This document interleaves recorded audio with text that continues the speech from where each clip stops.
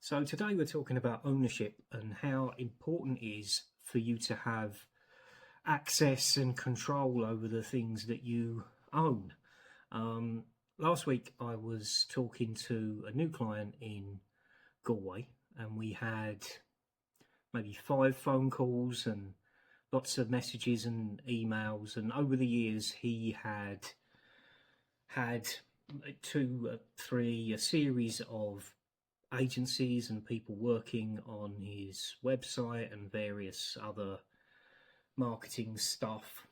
And he didn't have access to anything when I asked him for, well, okay, let's have a look at your website and I'll, you know, tell you what you need, things like that.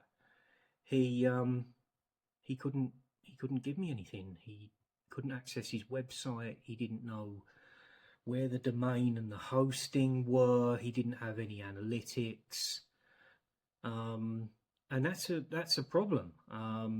Anything can happen with it. Doesn't necessarily have to be bad, you know. You stop working with an agency, or the agency might close down.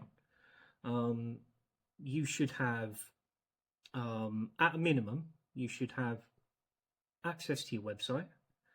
You should have access to where your files are, your website files. So that's your hosting.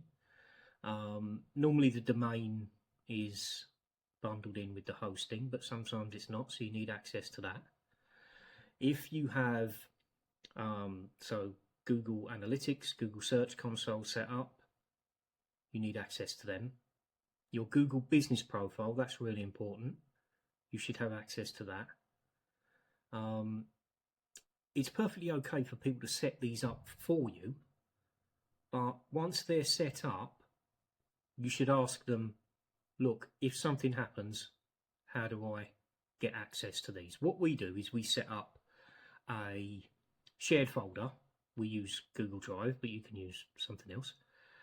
And we have a document in there that has all of our logins, my logins to their stuff, but also we set up admin accounts for them and we grant access and